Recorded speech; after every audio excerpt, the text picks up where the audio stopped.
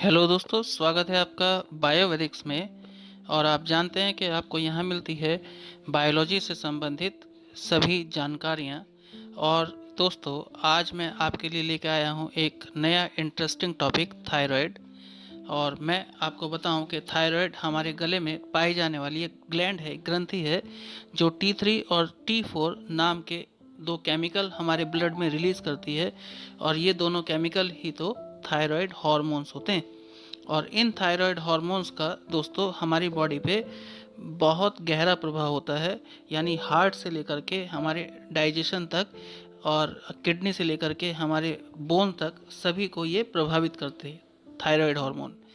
इन्हीं thyroid hormone की वजह से हमारे शरीर में ग्रोथ और मेटाबॉलिज्म कैरी आउट होती है। यानी हमारी ग्रोथ, हमारी वृद्धि और हमारे भीतर होने वाली जो मेटाबॉलिक रिएक्शंस हैं वो सब इसी के थ्रू कंट्रोल होती हैं। और शरीर में इन हार्मोन्स के कई और काम होते हैं, जैसे कि ये हमारे शरीर में जो हमारी ग्रोथ है, जो हमारे डेवलपमेंट है, उसको नियंत्रित करते हैं दोस्तों। जैसे कि आप देखिए यहाँ पर आगे फंक्शन के ग्रोथ को नियंत्रित कर रहे हैं, फिर डेवलपमेंट को नियंत्रित कर रहे हैं। हार्ट रेट जो होता है, हृदय की गति जो है, उसको बढ़ाने में और घटाने में यानी कंट्रोल करने में इन थायराइड हार्मोन्स का रोल है। और ये हार्ट का कॉन्ट्रैक्शन यानी जो धड़कन है उसको नियंत्रित करते हैं। और प्रोटीन और कार्बोहाइड्रेट का जो सिंथेसिस है उसको प्रेरित करते हैं, स्टिमुलेट करते हैं। फिर यहाँ पर एक और आप डायग्राम देख रहे हैं, इसमें बताया गया कि थायराइड से निकलने वाले जो T3 और T4 हार्मोन है दोस्तों, ये हार्ट को प्रभावित करते हैं और ब्लड वेसल्स को यानी जो हमारी धमनियां हैं उनको प्रभावित करते हैं। जो हृदय की गति है, जो हृदय में धमनियां हैं, उनको सुचारू रूप से कार्य करने के लिए ये थायराइड हार्मोन प्रेरित करते हैं, सही मात्रा में निकले हैं तो। अब देखिए यहाँ पर आप देख पा रहे हैं तीन चीज़ें एक बढ़ गई यहाँ पर, T3 T4 आप जान गए हैं। फिर कैल्सिटोनिन यानी तीन हार्मोन है, ये हार्ट के फंक्शन को कंट्रोल कर रहे हैं, पाचन को कंट्रोल कर रहे हैं, ब्रेन डेवलपमेंट को और नर्वस सिस्टम को कंट्रोल कर रहे हैं दोस्तों, बोन की हेल्थ को कंट्रोल करते हैं, मसल कॉन्ट्रैक्शन में यानी मांसपेशियों में जो संकुचन है या शिथिलन है, फैलना या सिकुड़ना है, उसके लिए ताकत प्रदान करता है थायराइड हार्मोन। फिर दोस्तों पैराथायराइड हार्मोन बनाने में काम करता है। फिर किडनी की फंक्शनिंग में बड़ा रोल प्ले करता है, यानी किडनी बढ़िया तरीके से ब्लड को फिल्टर करे कि ना करे, उसके लिए ये थायराइड हार्मोन रिस्पॉन्सिबल हैं, इसलिए इन्हें उचित मात्रा में निकलना चाहिए।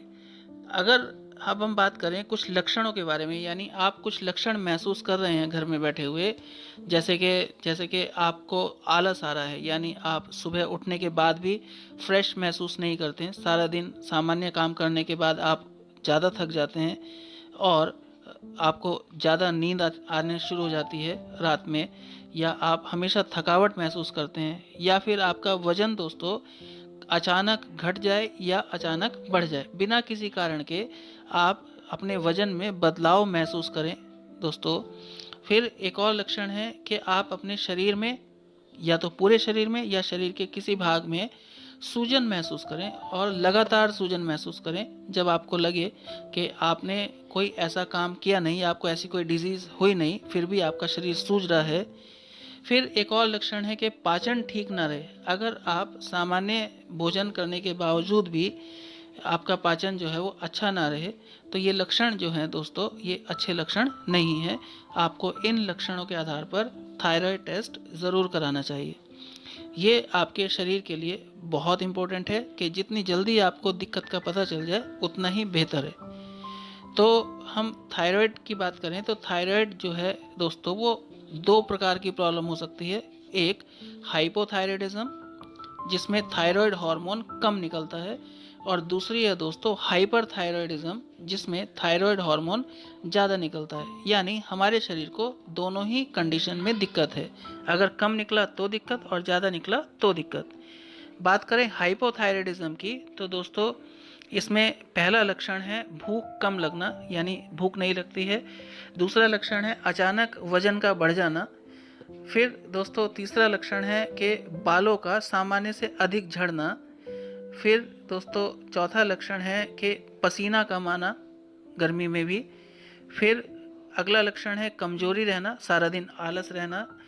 फिर सामान्य तापमान पर ठंड ज़्यादा लगना। फिर चेहरे पर या शरीर में सूजन आना।